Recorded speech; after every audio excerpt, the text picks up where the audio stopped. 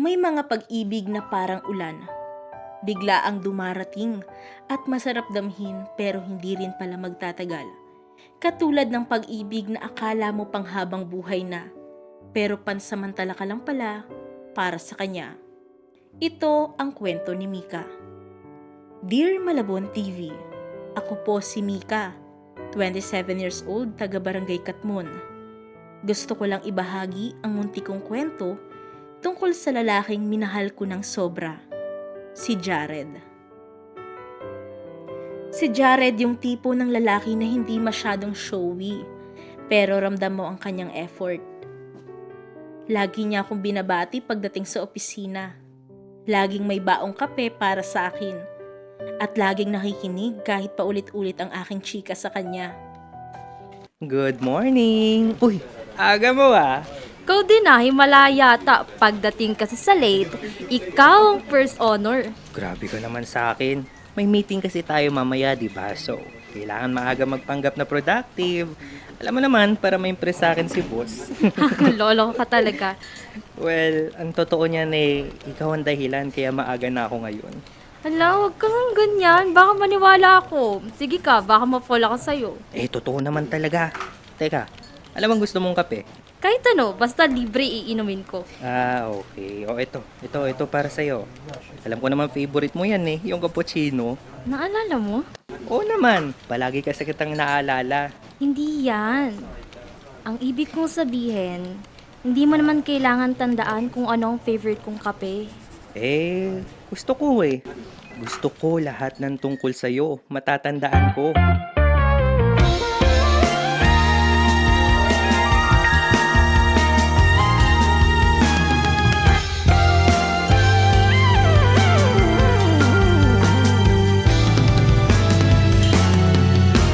Nagsimula sa simple na pasulyap-sulyap, nagpapapansin sa'yo. Umabot sa palitan ng mga mensahe, kilig na kilig ako. Kumusta, kain na, hello, magandang umaga.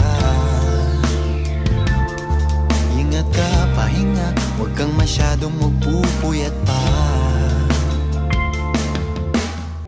Nagsimula ang lahat sa simpleng kamustahan. Magkatim kasi kami sa trabaho. Una, simpleng biruan lang. Sabay kumain ng street food habang naglalakad pa uwi. Hanggang sa hindi ko na malayan, siya na pala ang inaabangan ko araw-araw. Oy, Beshi! Obvious na gusto ka ni Jared! Hindi friendly lang siya. Friendly? Araw-araw kang may libreng kape.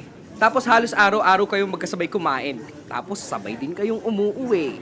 Mabait lang talaga si Jared. Masarap ko kwentuhan. Saka magkalapit lang kasi yung bahay namin, kaya sabay na rin kaming umuwi. Well, ikaw ang bahala. Pero Beshi, ingat lang ha. Kasi sa tingin ko, ikaw naman tong ready ng umasa. Hindi saka hindi naman siya nanliligaw sa akin. Basta, Mika, ingat ka. Masyadong perfect yung lalaki na yan. Kung delikado na naman ako, bakit ba kinikilig na naman ako? Pero ngayon ay parang kakaiba. Pag nakatingin sa iyong mata, ang mundo ay kalma. Ngayong andyan ka na, di Ate, pakidagdagan naman ng sauce, yung spicy ha. Ay, Jared, wait. Mahina ako sa spicy. Mahina ka pala Bakit ang tapang mo sa pagharap sa pagsubok sa buhay? Ha? Bakit mo naman nasabi yan? Ang tapang mo kasi. Alam kong ikaw ang breadwinner sa pamilya nyo. Kita ko yung pagpupursige mo na mayahon mo sa hirap yung pamilya nyo. Drama mo naman habang kumakain ng fishball. Kainin mo na kaya yung super spicy fishball mo. Basta. Hangang-hanga ako sa katapangan mo kaya. Pero, seryoso. Alam mo, Mika, simple lang gusto ko. At ano naman yun? Gusto ko lang yung may makakasabay akong umuwi araw-araw. Oh, bakit parang ang lonely mo naman? Wala ka bang ibang friends na pwede mong kasabay umuwi? Alam mo, minsan naman kasi, kahit maraming tao sa paligid mo, may kulang pa rin. Yun bang hindi kayo match? Pero Jared, nahanap mo na ba yung taong gusto mong makasabay umuwi araw-araw? Parang, oo.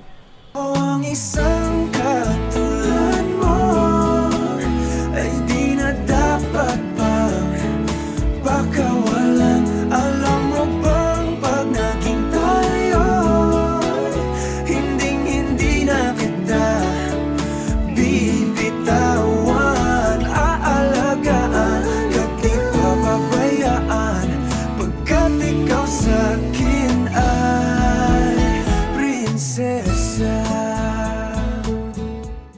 Isang gabi, nagyaya si Jared na maglakad kami sa Mega Dike. Doon niya ako tinanong. Mika, Hmm? kung ile-level up ba natin yung friendship natin, tatanggapin mo ba? Wait. Teka, hindi ko alam kung anong isasagot ko sa'yo eh. Okay lang yan, Mika. Maghihintay ako ng sagot mo. Pero Jared, bakit ako? Kasi masaya ako kapag kasama ka. Kapag magulong mundo, ikaw yung pahinga ko. Oo. Oo? Oo. Oo? Oo, tatanggapin kita, Jared. Mahiwaga, pipiliin ka sa araw-araw.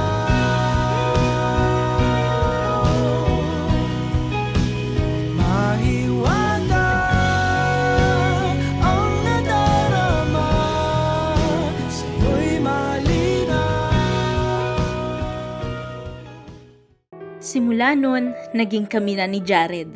At doon nagsimula ang pag-ibig na akala ko ay panghabang buhay. Simple lang ang mga date namin. Street food sa kanto, tahimik na tambay sa park, at minsan sabay lang maglalakad pa uwi. Sabi ko sa sarili ko, Lord, ito na siguro ang tunay na pagmamahal. Simple, walang arte, basta totoo.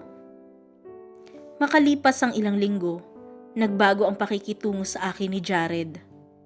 Hindi na siya masyadong namamansin. Kumbaga sa kape, nanlamig na siya sa akin. Hindi na rin kami nagsasabay umuwi at madalas, laging busy sa work. Ano na kaya nangyayari kay Jared? Bakit hindi na siya nagre-reply sa mga text ko? Uy, kamusta ka na? Kumain ka na ba?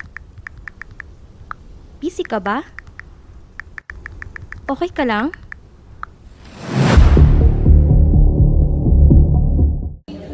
Uy, Beshi! Bakit parang hindi na kayo nagpapansinan ni Jared?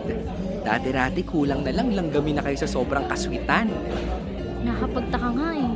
Bigla na lang hindi namamansin. Wala naman akong alam na hindi namin pagkakaintindihan. Halos isang linggo na, walang reply sa text. Tapos sa messenger, sinsoon lang ako. Alam mo, Beshi, may kutob ako dito kay Jared. Malamang may ibang babae yan. Huy, wag ka nga judgmental. Hindi ganyan ang pagkakilala ko kay Jared. Isa pa, ayoko mag-overthink. Baka talagang busy lang siya.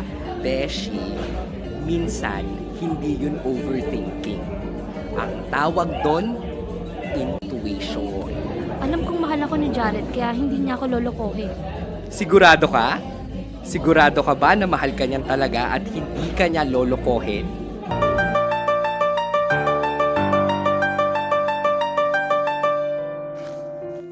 Lumipas pa ang ilang araw.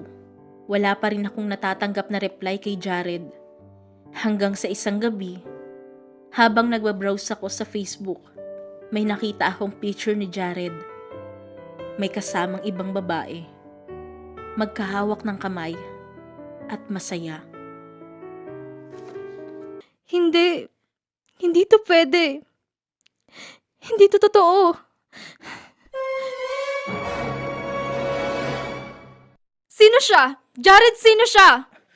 Mika, Sagutin mo ako, sino yung kasama mo sa picture? Ang saya niyo pa magka-holding hands? fiancé ko siya. Ano? Fiancé? Eh ano ko sa'yo? Mika, sorry, let me explain. Hindi ko alam kung paano ko sasabihin pero bago pa kita nakilala, engaged na ako. Hindi. Hindi mo to kayang gawin sa akin. Akala ko ako na. Akala ko totoo lahat. Sinubukan kong ayusin, Mika. Sinubukang ayusin? O sadyang sinubukan mong itago at ilihim sa akin? Maniwala ka sa akin. Hindi ko planong saktan ka, Mika. Pero ginawa mo. Jared, ang sakit-sakit ng ginawa mo. Naging masaya ako sa'yo. Masaya? Habang may iba kang hinihintay? Lahat ba ng sinabi mo kasi nungalingan lang?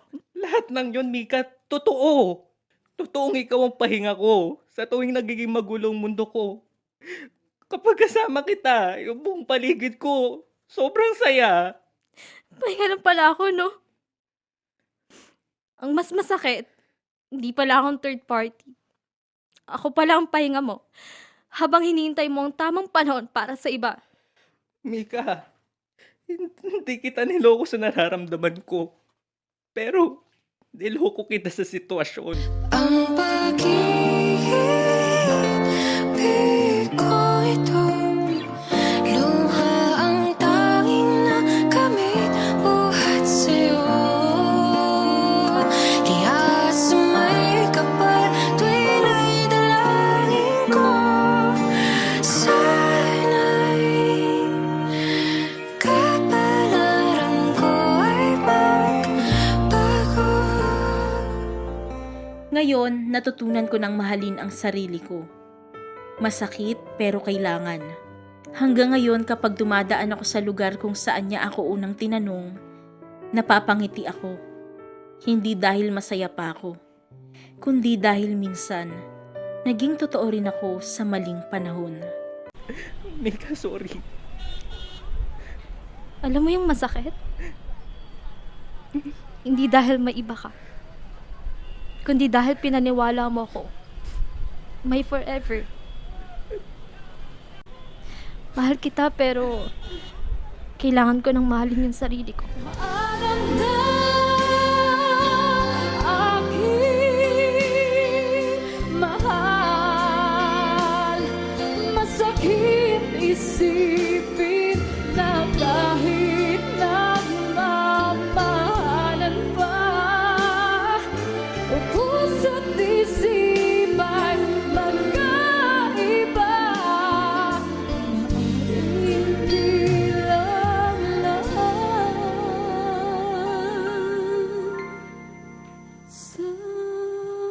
isa't isa.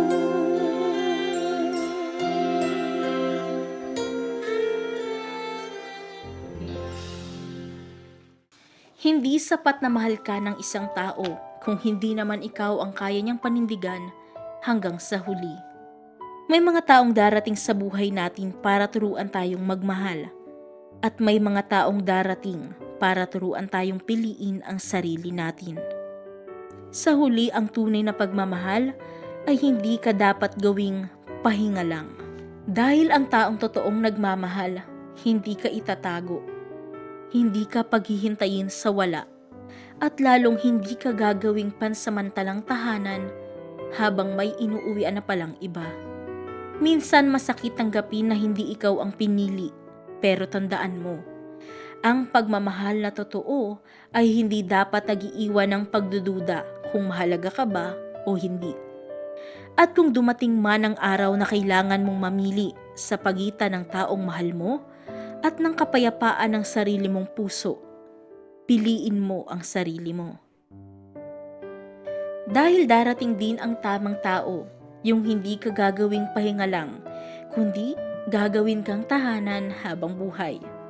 Kung nais nyo ring ibahagi ang inyong kwento, maaari nyong i-direct message ito sa aming Facebook page na Malabon TV at sisiguraduhin naming itatago ang inyong pagkakakilanlan.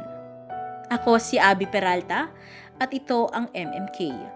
Malabon, Munting Kwento. Sa bawat kwento ng buhay, may aral na naghihintay.